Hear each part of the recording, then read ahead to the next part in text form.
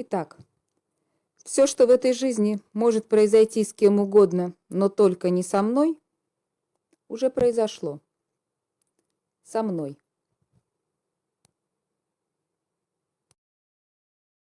Как я пришла в мир боевых искусств? У этого пути есть предыстория. У меня было много вопросов, и я искала на них ответы. И этот поиск привел меня к разговору с Денисом. Денис не только тренер по боевым искусствам, он еще и врач. И его заинтересовала моя история. Я с Оксаной познакомился случайно. На каком-то мероприятии увидел женщину, которая на наметанный взгляд тренера должна передвигаться порывисто и грациозно. А нет, замечательная женщина на костылях. Ну, слово за слово, вопрос за вопрос, выяснилось, что со здоровьем у человека не все в порядке. Зато с характером и силой воли все более чем благополучно. Тогда, конечно, не мог подумать, что из Оксаны выйдет, наверное, и один из лучших наших стрелков. Но это лишний раз подсказывает, что и для сильного человека даже невероятное возможно. В конце этого разговора Денис спросил меня, а что будет, если ты не найдешь ответов? Я ответила, что встану, перешагну и пойду дальше. Он сказал, тогда идем. Так я оказалась в зале, на гимнастическом коврике, делая комплекс упражнений, простых, казалось бы, движений, но изнуряющих и мучительно болезненных. Тогда мы с ним еще не знали, как все будет развиваться. В боевых искусствах есть довольно широкий раздел, направленный на то, чтобы человек после легкой травмы или после переутомления мог сам поставить себя на ноги. Упражнения простые, и каждый может их делать, если проявит упорство. Оксану мы пригласили, она согласилась, сказала, что придет. И в один день действительно пришла. Тогда мы увидели, что мы недооценили ситуацию, потому что Оксана не то что не перемещалась без костылей, она с костылями-то больше, чем на 10 метров не передвигалась. А зал наш, по секрету скажу, находится на 3-м этаже. И тогда я понял, что имеем дело мы с человеком очень сильным, потому что Оксана на 3-й этаж поднялась. Дальше-то все, в общем, довольно буднично. Зал большой, в уголке стелили маты или коврики для йоги. Показывали Оксане упражнения, которые подходили для ее случая. И она их дисциплинированно, настойчиво, правильно, долго повторяла. Вы знаете, что такое парез или паралич? Помимо того, что у вас отсутствует какая-то функция, это еще и очень больно и неудобно. Те движения, которые вам были абсолютно привычны и не замечались вами, пока вы были здоровы, превращаются в каторгу, если вы окажетесь в положении, в котором находится Оксана. Я когда-то был доктором, я это хорошо знаю. И вот, глядя на то, как она занимается, и имея определенное представление о том, насколько это неприятно, больно, неудобно, иногда кажется, что совершенно безнадежно, я понимал, что передо мной человек очень сильный, незаурядный. Проведя почти год на своем коврике, и почувствовав, конечно, улучшение, меня интересовало, что происходит вокруг в зале. А вокруг меня люди занимались фехтованием на мечах. И мне было интересно, и я стала проситься встать в строй. Денис снова сказал мне, Пойдем, я покажу тебе кое-что интересное. Это был сюрприз для меня. Я не знала, что меня ждет. А ждал меня японский лук. Такая длиннющая палка с тетивой и стрела. Денис показал мне последовательность движений. Я повторила, выстрелила и попала в мишень. Тогда он заглянул мне в лицо и сказал, что редко кому удается с первого раза вообще растянуть лук. И это однозначно мое. Мое искусство, в котором я могу развиваться. А я-то уже это и почувствовала в тот момент. Так я познакомилась с кюдо, стрельбой из японского лука. Да, фехтованием я тоже вскоре занялась. Ну вот, смелость города берет, вода камень точит. Я, честно говоря, не думал, что Оксана будет ходить регулярно. Уж больно тяжелая у нее была проблема. А она ходила. Иногда кто-то из учеников, иногда я сам за ручку ее поднимали в зал. Она садилась в уголке на коврик, спрашивала программу и дубасила. То, что ей говорили, то она и делала. Ну, конечно, можно и покапризничать, но кто же без этого. Однако дело пошло на лад. Потихонечку, миллиметр за миллиметром. Смотрю, голова у нее уже поворачивается в разные стороны. Смотрю, уже она не просто на коврике сидит, а еще время от времени заинтересованно смотрит, что же вокруг происходит. А мы, собственно, вокруг занимались своими повседневными делами. Мы занимались фехтованием и стрельбой из лука. Звучит красиво, а на деле такая же рутинная работа, как в школе. Сначала гаммы, потом простенькие пьесы, потом симфония. Между гаммами и симфонией очень большой срок. Вот. Но по мере того, как состояние Оксаны улучшалось, становилось видно, что происходящее вокруг ее все больше и больше интересует. О чем черт не шутит? Давайте попробуем. Оксана, ну-ка, возьми лук, а? Давай-ка вот, ну, легкий. Попробуй натянуть. Сейчас, наверное, не рискнул бы делать это. А тогда как-то само собой получалось. Она возьми, да и натяни. И удивительно, она с первого раза натянула лук правильно и довольно широко, что бывает, в общем, довольно редко, даже у людей, без проблем со здоровьем. Не то что у инвалидов. А упорство Оксане не занимать. Естественно, талантам надо помогать. Бездарности пробьются сами. Оксана – талант. И всем, чем мы могли, мы ей помогали. Лук нашли соответствующее усилие. Наэкономили денег, купили то, что требовалось. И Оксана начала тренироваться. Очень тяжело ей было первое время. Очень тяжело. Особенно, когда мы начали выезжать на всякие международные сборы или семинары. Это совсем непросто.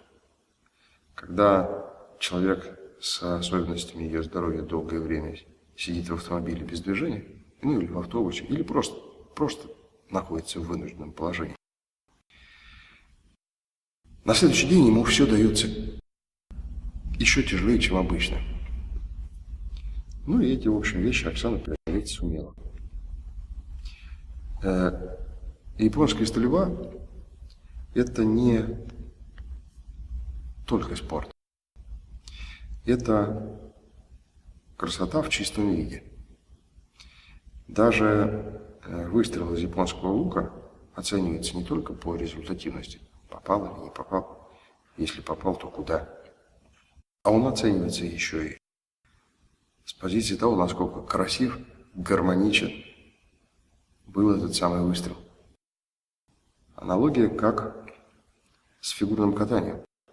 Оценивается мастерство исполнителя, сложность программы, безупречность технических элементов, прыжки, какие-нибудь тройные тулупы, вот, но и обязательно артистичность. Вот и у нас то же самое. А у Оксаны с артистичностью, с каким-то внутренним чувством вкуса, с ощущением гармонии у него все хорошо. Поэтому и ее, даже первые ее выстрелы были гораздо красивее, чем можно было бы ожидать. Кюдо – это сложный процесс построения техники стрельбы. И этот процесс не заканчивается. Хороший выстрел – это то ощущение тела, когда еще перед самым выпуском стрелы понимаешь, что это будет десятка. Это чувство того, когда, выполняя все поэтапные движения, поднимая лук, растягивая его, прицеливаешься, и не то, чтобы целишься в мишень, стоящую на расстоянии 28 метров, а становишься единым целым с мишенью, и срывающаяся стрела проходит сквозь тебя, прокладывая путь прямо в цель. В японской стрельбе очень важно достичь такого мастерства, при котором после выстрела у зрителей не возникает желания сразу же повернуть голову в сторону мишени и проверить, попал стрелок в цель или нет. Если выстрел красив, он завораживает зрителей даже по мере его выполнения. Можете найти в интернете съемки и увидите, как огромные там залы со зрителями замирают в абсолютной тишине во время стрельбы больших мастеров. И это не только дань уважения там, мастеров, что никто на трибуне анекдоты не рассказывает и пиво не пьет. А это именно подчинение аудитории мастерству исполнителя. Глядишь на происходящее, тебя это завораживает. Какой-то гипнотический эффект имеет. У Оксаны для этого есть данные. Боевые искусства – это тот инструмент, который позволяет заглянуть внутрь себя и создать свой путь, который дает мне постоянное движение. То движение, которое, возможно, происходит вопреки. Мне говорят, ты не можешь этого делать, а я иду и делаю. Моя жизнь происходит по принципу, если тебе уже вот кажется, что вот все, вот уже конец, то знай, это не конец, а возможно, что это только самое начало.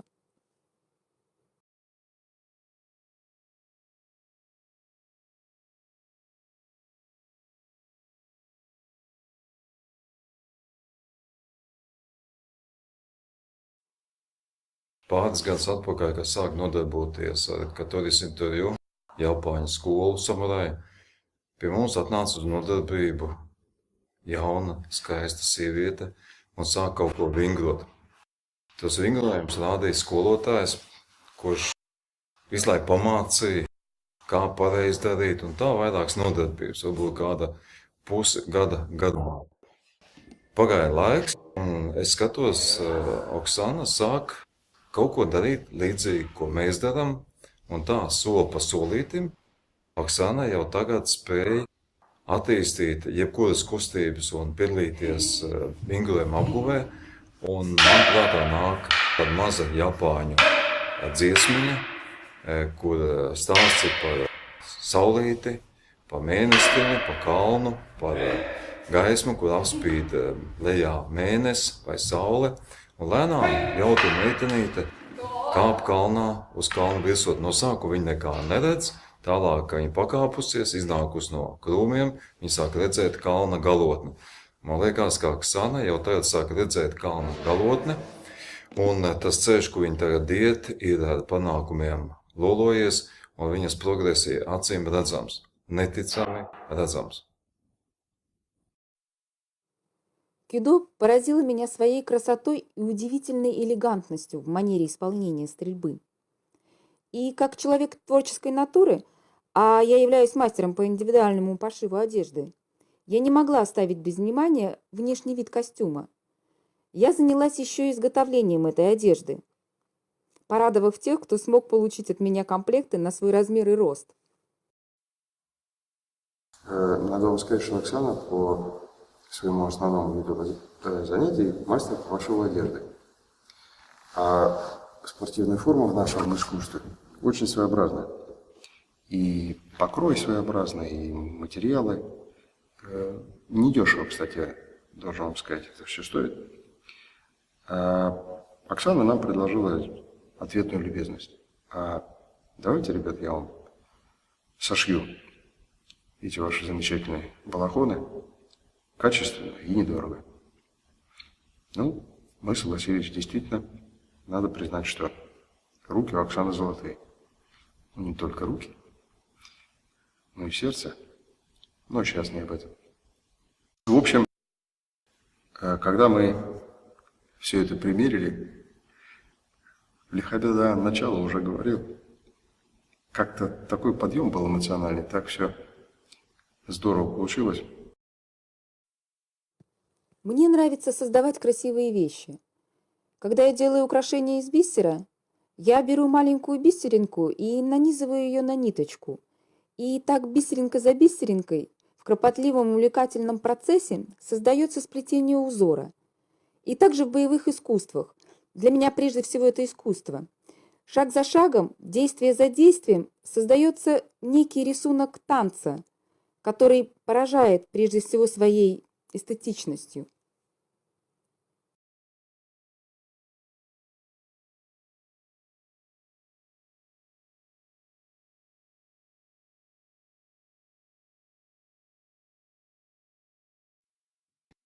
Искусство – штука сложная.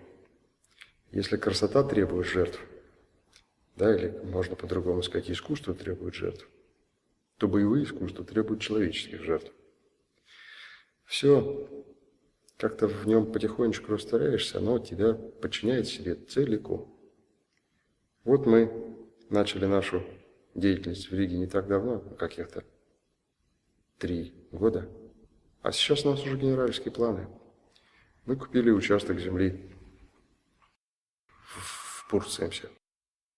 Это была такая помойка, я вам даже сказать не могу. Это была заросшая бурьяном, какими-то кустами. Площадка, заваленная строительным мусором со времен Советского Союза. Мы оттуда 54 тонны бетонных отходов вывезли. Сейчас это более или менее приличный участок земли, который мы тяжелым трудом превращаем в лучное стрельбище. Я вам скажу по секрету, что никогда в жизни бы за это не взялся, если бы меня не вдохновляло то отношение к стрельбе и к фехтованию, которое я вижу у наших коллег. Если взять Оксану, то для нее это в жизни 2-я серия.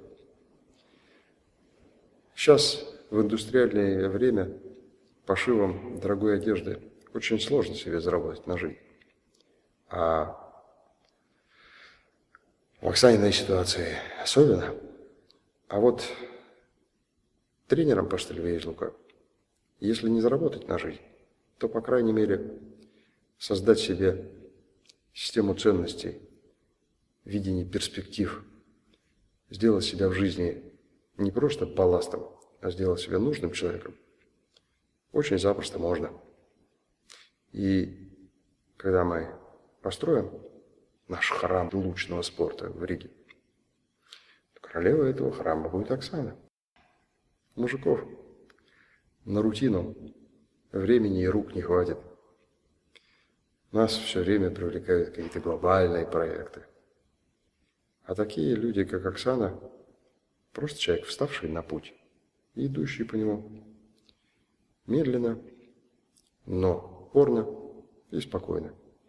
Такие люди доведут до совершенства любую идею.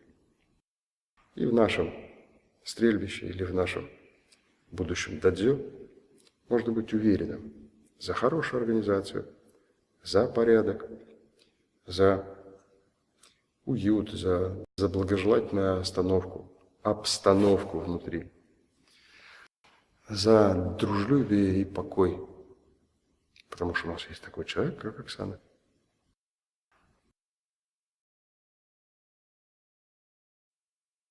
Мы построим дадзё. И это будет несомненный вклад в культуру нашей страны, и куда сможет прийти любой человек за своими ответами на свои вопросы.